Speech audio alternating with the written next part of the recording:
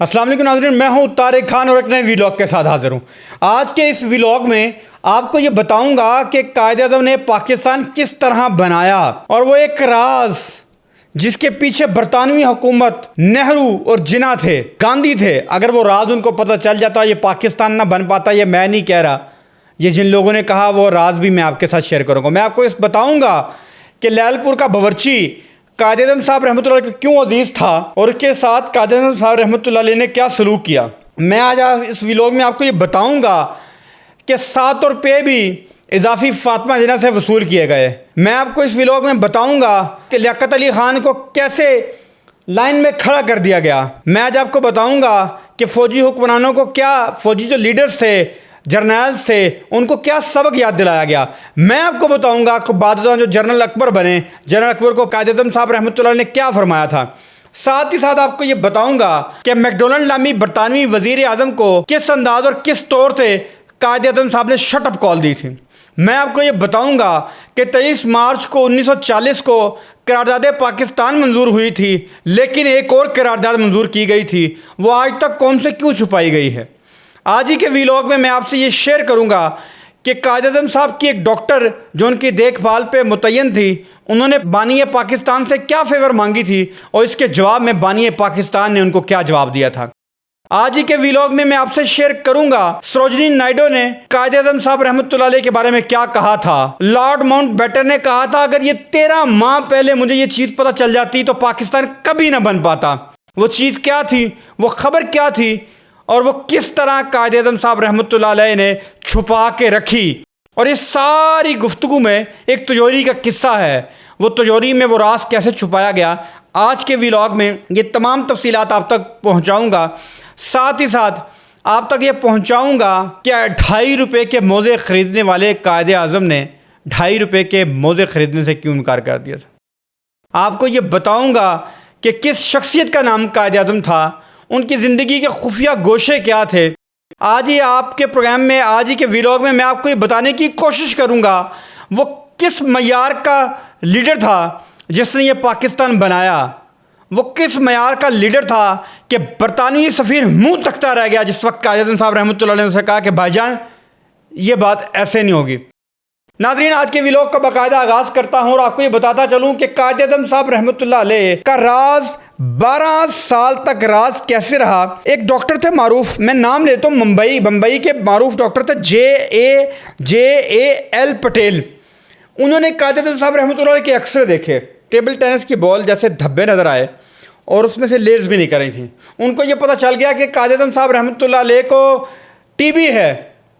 انہوں نے کہا جی قائد اعظم صاحب آپ کو ٹی بی ہے، یعنی کہ 30 کی دہائی، 30 سے 40 کے درمیان، اپنی وفات سے 12 سال قبل ڈاکٹر پٹیل نے بتا دیا تھا کہ انہیں ٹی بی کا مرض لاحق ہے اور وہ موت کی جانب بڑھ رہے ہیں۔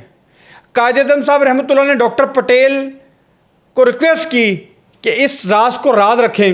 انہوں نے وہ ایک تجوری میں چھپا دی اور 12 سال تک اس کی بھنک نہ نہرو کو پڑی، نہ گاندھی کو پڑی، نہ ہی برطانوی حکومت کی خفیہ ایجنسی کو پڑی۔ اگر یہ معلومات منظر عام پہ آ جاتی تو شاید پاکستان نہ بن پاتا۔ یہ میں نہیں کہہ رہا، یہ لارڈ ماؤنٹ بیٹن نے کہا۔ فریڈم ایٹ مڈ نائٹ کے 2 مصنفین تھے، لیری کولنز اور ڈومینک لیپیئر۔ انہوں نے باقاعدہ یہ لکھا اگر اپریل 1947 میں ماؤنٹ بیٹن، نہرو یا گاندھی کو جناح کی مہلک بیماری کا پتہ چل جاتا تو وہ تقسیم ہند کو ٹال دیتے، وہ جناح کی موت کا انتظار کرتے، پھر متحدہ ہندوستان کا خواب پورا کرتے، پاکستان کبھی وجود میں نہ آتا۔ یہ راز جناح کی وفات 1948 تک چھپا رہا۔ اب میں آتا ہوں اگلی بات کی طرف۔ ماؤنٹ بیٹن کا انٹرویو کیا انہی دونوں شخصیات نے جنہوں نے فریڈم ایٹ مڈ نائٹ لکھی۔ 1970 کی دہائی میں مصنفین کو انٹرویو دیتے لارڈ ماؤنٹ بیٹن نے کہا ساری طاقت جناح کے ہاتھ میں تھی۔ اگر مجھے معلوم ہوتا کہ وہ صرف 13 ماہ زندہ رہیں گے، یعنی 1947 سے قبل، تو یعنی پاکستان بننے کے بعد، تو میں ہندوستان کو تقسیم نہ ہونے دیتا، کانگریس جناح کے بغیر سودے بازی کر لیتی، پاکستان کبھی نہ بنتا۔ یہ تک کردار قائد اعظم محمد علی جناح کا۔ اب آگے آتا ہوں، ڈاکٹر الہی بخش صاحب کہتے ہیں محمد علی جناح صاحب کی وفات سے قبل ڈاکٹر الہی بخش ان کے پاس گئے، انہوں نے ٹیسٹ وغیرہ کیے، انہوں نے کہا جی وہ بڑے پریشانی سے گئے فاطمہ جناح صاحبہ کے پاس، انہوں نے کہا جی آپ کو تو پتہ ہے کہ قائد اعظم کو جو ہے ٹی بی لاحق ہے، ٹی بی کا مرض لاحق ہے۔ وہ بتانے گئے قائد اعظم صاحب رحمۃ اللہ علیہ کو، انہوں نے کہا الہی بخش مجھے 12 سال سے پتہ ہے، لیکن یہ بات میں نے راز رکھی تھی اس لیے کہ اگر میں یہ راز افشا ہو جاتا تو کبھی بھی پاکستان نہ بن پاتا. یہ باقاعدہ الفاظ تھے. یہ اس طرح کا کردار تھا راز. میں آپ کو اگلی جو باتیں بتانے جا رہا ہوں نا, آپ خدا کی قسم اشش کر اٹھیں گے کہ اس ملک کے قائد اعظم صاحب رحمۃ اللہ علیہ نے کیسے پاکستان بنایا اور وہ کس کردار پہ فائز تھا. آگے آتا ہوں. فاطمہ جناح صاحبہ اپنی سگی بہن سے بھی قائد اعظم نے یہ بات چھپا کے رکھی کہ مجھے ٹی بی لاحق ہے اور میں موت کی جانب بڑھ رہا ہوں. یہ تھا قائد اعظم صاحب رحمۃ اللہ کا کردار. اپنی سگی بہن کو نہیں بتایا اور مسلسل کام کہتے رہے. وہ ڈاکٹر پٹیل نے قائد اعظم صاحب رحمۃ اللہ کو کہا کہ آپ آرام کریں تاکہ آپ کی طبیعت ٹھیک ہو جائے. انہوں نے کہا آرام کے لیے وقت نہیں ہے. اب میں آگے آتا ہوں. یہ حالات تھے, قائد اعظم صاحب بیمار تھے, کھانا نہیں کھا رہے تھے. قائد اعظم صاحب کے ڈاکٹرز نے فاطمہ جناح صاحب کو کہا کہ اب کچھ اگر مہربانی کریں, کچھ اس طرح کا بنائیں, کھانا کھائیں. قائد اعظم صاحب محمد علی جناح صاحب, انہوں نے کہا یار مدعا یہ ہے کہ یہاں تو نہیں کھاتے, لیکن ہاں ایک بمبئی میں ایک باورچی تھا, اس کے ہاتھ کا کھانا بڑی رغبت سے کھاتے تھے قائد اعظم صاحب رحمۃ اللہ علیہ. انہوں نے کہا جی انہیں ڈھونڈو. انہوں نے کہا جی بس یہ پتہ کہ وہ واپسی پہ لائل پور چلا گیا تھا. فیصل آباد کا ایک باورچی تھا, وہ لائل پور چلا گیا تھا, تب لائل پور تھا. خیر حکومت پنجاب کو کہا گیا, انہوں نے ڈھونڈ ڈھانڈ کے وہ برچی بھیج دیا, زیارت بلوچستان بھیج دیا. قائد اعظم صاحب رحمۃ اللہ نے کھانا کھایا. انہوں نے کہا جی کھانا کھایا, انہوں نے بڑی رغبت سے کھایا. انہوں نے کہا یہ کھانا کہاں سے آیا؟ انہوں نے کہا جی وہ بورچی جو آپ کو بڑا پسند تھا, ممبئی میں آپ ان کے ہاتھ کا کھانا کھاتے تھے, اسی کو ہم نے بلایا, وہ لائل پور سے ہم نے بلایا. انہوں نے کہا جی کیسے بلایا؟ انہوں نے کہا جی حکومت پنجاب کی طرف, کسی اور نے پیسے نہیں, حکومت پنجاب نے اس کو بلایا, خرچہ یہ سارا اٹھایا. قائد اعظم صاحب رحمۃ اللہ نے کہا, جو کہا سلوٹ کریں قائد اعظم صاحب رحمۃ اللہ کا, کیا کہا سنیں. کہا یہ سرکاری کام نہیں تھا, میں یہ رقم اپنی جیب سے ادا کروں گا. اس کا خرچہ لائل پور کے باورچی کا, اس کے آنے جانے کا خرچہ, اس کی جو تنخواہ تھی وہ قائد اعظم نے اپنی جیب سے ادا کی. آج آپ ایک مثال دکھا دیں اس طرح کی کہ ان لیڈروں میں کوئی اس طرح کا ہو. میں آگے آتا ہوں. اپنی وفات سے کچھ ماہ قبل اسٹیٹ بینک کا افتتاح کیا گیا. اپنے ٹائم پہ وقت پر پہنچے. جو اس کی وقت کی ٹاپ لیڈرشپ تھی, اس میں لیاقت علی خان بھی تھے, تاخیر کا شکار تھے. قائد اعظم نے کہا تقریب شروع کرو. سامنے جو لائن کرسیوں کی موجود تھی, جو متعین تھی کہ وہاں لیاقت علی خان اور دیگر وزراء آ کے بیٹھیں گے. قائد اعظم نے کہا یہ کرسیاں اٹھا دو. قائد اعظم نے تقریر شروع کی. تقریب شروع ہوئی. لیاقت علی خان کو لائن میں کھڑا رکھا کہ آپ وقت پر کیوں نہیں آئے, وقت کی پابندی کیوں نہیں کی. یہ تھے قائد اعظم. اب آگے آتا ہوں. برطانوی وزیر اعظم, نام سن لیں, ریمزی میک ڈونلڈ. اس نے جناح صاحب کو لالچ دیا.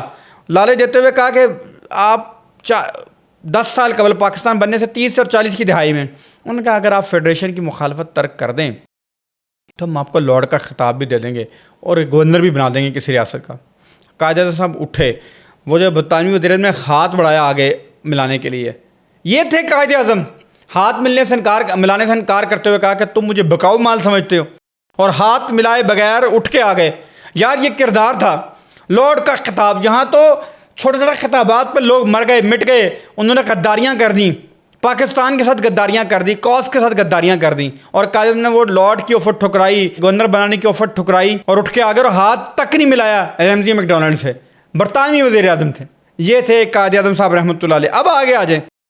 جب گورنر جنرل بنے تو 2.5 روپے کا موزہ جو تھا نا, یہ جو جرابیں ہوتی ہیں, یہ بھی لینے سے انہوں نے انکار کر دیا. 1.5 روپے کا یا 2.5 روپے کا, تو انہوں نے کہا میں نے لینا.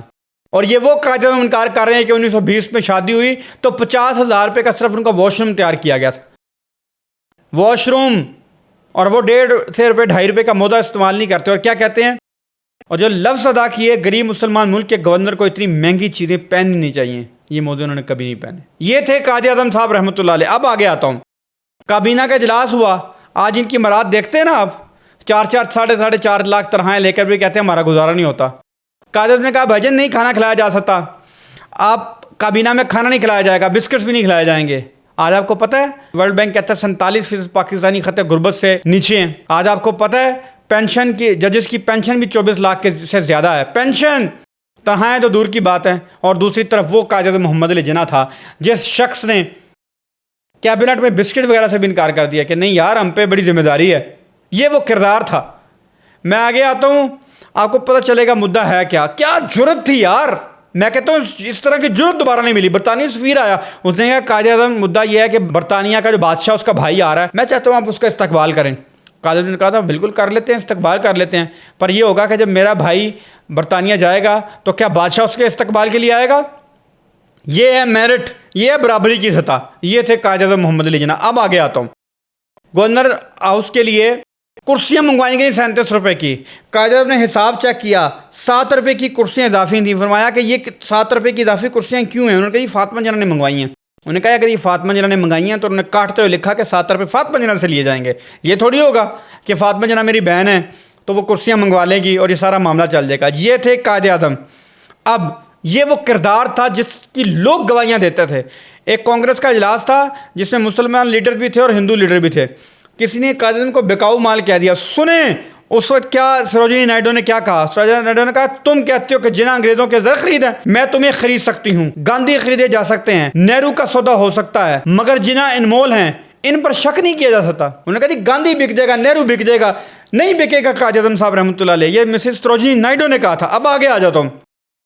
آپ کو میں نے کہا تھا نا کہ فلسطین اور جو پاکستان ہے اٹوٹنگ ہیں, ان کا رشتہ اٹوٹنگ ہے, یہ ایک دوسرے کے ساتھ جڑے ہوئے ہیں. آج آپ کو نہیں بتایا جاتا 23 مارچ 1940 کو قرارداد پاکستان منظور ہوئی تھی تو ساتھ ہی قرارداد فلسطین بھی منظور ہوئی تھی. آج آپ کو نہیں بتایا جاتا کہ فلسطین کے فنڈ کا قیام بھی کیا گیا تھا. آج آپ کو یہ نہیں بتایا جاتا 1938 سے لے کے 46 تک پاکستان بننے سے پہلے 17 قراردادیں فلسطین کے حق میں منظور کی تھیں. آج آپ کو یہ نہیں بتایا جاتا کہ 2 ریاستی حل جو آج ہمارے حکمران کہتے ہیں 2 ریاستی حل ہم تسلیم کر لیں گے, فلسطین کو اور اسرائیل کو بھی تسلیم کر لیں گے. یہ قائد اعظم صاحب کا نہیں ہے فرمان. قائد اعظم صاحب ان کو اسرائیل کو ایک ناجائز ریاست سمجھتے تھے. انہوں نے اس کی مخالفت کی تھی اور کہا تھا یہ ہمارے پیٹ پہ چھرا گھونپا گیا. یہ تھے الفاظ جو ادا کیے گئے تھے. اب آپ اندازہ کر سکتے ہیں کہ 2 ریاستی حل کی بات کی جاتی ہے. قائد اعظم نے کہا تھا ساری دنیا تسلیم کر لے, ہمیں اسرائیل کو تسلیم نہیں کرنا چاہیے. اب آتا ہوں 2-3 آخری باتوں کی طرف. ایک ڈاکٹر تھی, اس نے قائد اعظم صاحب رحمۃ اللہ علیہ کی خدمت کی. قائد اعظم نے پوچھا کہ کیا چاہیے مجھ سے, تم نے میری خدمت کی ہے, کوئی بتاؤ, کوئی فرمائش کر دو, مجھے بتا دو. انہوں نے کہا جی میں چاہتی ہوں میرا ابائی جو ہمارا شہر ہے وہاں ٹرانسفر کر دیں. قائد اعظم نے کہا کہ یہ میرا کام نہیں ہے, یہ وزارت صحت کا کام ہے کہ وہ آپ کا ٹرانسفر کرے. ذاتی بات بتاؤ کہ میں تمہاری ہیلپ کر سکتا ہوں, کروں گا. ٹرانسفر سے انکار کر دیا. اب بتائیں آج کیا کوئی وزیر اعظم یہ معیار قائم کر سکتا ہے؟ آگے آ جائیں. آج کے پروٹوکول دیکھتے ہیں بڑے بڑے. آپ سنیں, ریلوے سے گزر رہے ہیں, پھاٹک بند تھا, پھاٹک بند کیا ہوا تھا. ڈرائیور اترا نے کہا جی گورنر جنرل کی گاڑی ہے, پھاٹک کھولو. انہوں نے کہا ان کو رک جاؤ, میں ایسے پروٹوکول کا قائل نہیں ہوں, اس طرح نہیں ہو سکتا. یہ تھے قائد اعظم صاحب محمد علی جناح. اپنے ڈاکٹر کو کہا میں آپ کو الفاظ پڑھ کے سناتا ہوں. جی میں چاہتا ہوں میں آپ کے وہ الفاظ پڑھوں. اپنی وفات سے کچھ دیر پہلے جناح نے اپنے ڈاکٹر سے کہا اگر فیضان نبوی شامل نہ ہوتا پاکستان کبھی وجود میں نہ آتا. ڈاکٹر الہی بخش کو غالباً یہ کہا ہوگا. اب آخری الفاظ کیا تھے؟ ڈاکٹر ریاض علی شاہ جو قائد اعظم صاحب کے ڈاکٹر تھے, انہوں نے کہا کہ جب وہ فوت ہوئے وہ پہلے پاکستان کا نام لینا چاہتے تھے, زبان نہ چلی, پھر انہوں نے کہا اللہ اللہ پاکستان. یہ 2 الفاظ انہوں نے بولے تھے. آخری الفاظ میں اللہ اور پاکستان کے الفاظ تھے. ریاض علی شاہ صاحب کہتے ہیں. اب آگے آ جائیں. فاطمہ جناح کہتی ہیں کہ مجھے انہوں نے بلایا وفات سے انتقال سے 2 گھنٹے قبل, پھر سرگوشی کی خدا حافظ اور کہا کہ لا الہ الا اللہ محمد رسول اللہ. یہ تھے قائد اعظم صاحب رحمۃ اللہ علیہ, جس کے بعد ان الفاظ کے بعد ان کی گردن ڈھلک گئی. یہ وہ کردار تھا جس کا عکس میں نے آپ کے سامنے پیش کیا. وہ یہ معیار تھا جس کا عکس آپ کے سامنے پیش کیا. جنرل اکبر بعد میں جنرل بنے, انہوں نے پاکستان قائد اعظم صاحب رحمۃ اللہ کو کہا کہ آپ لگتا ہے کہ آپ نے نا یہ انگریزوں کو تعینات کر دیا, جنرل گریسی وغیرہ کو آپ نے تعینات کر دیا, آپ مسلمانوں کو جرنیل وغیرہ بنائیں. انہوں نے کی طرف دیکھا, انہوں نے کہا لک یہ ایک سیاسی مسئلہ ہے, اس میں تم کیوں بول رہے ہو. پھر ایک موقع پر حلف بھی یاد دلایا کہ افواج پاکستان کو, ان کا حلف, ان کا اب لگتا ہے کہ حلف بھول رہے ہیں. یہ تھے قائد اعظم صاحب رحمۃ اللہ علیہ. یہ تھا وہ عظیم کردار جس نے پاکستان بنایا. کاش ہم اس کردار کی جھلک پا جائیں تو یہ پاکستان عظیم سے عظیم تر بن جائے. آج کے ویلاگ سے اتنا ہی. چینل کو لائک کریں, سبسکرائب کریں, شیئر کریں اور بیل آئیکن کو بٹن کو دبا دیں تاکہ آپ تک مصدقہ معلومات ہم بر وقت پہنچاتے رہیں. بہت شکریہ.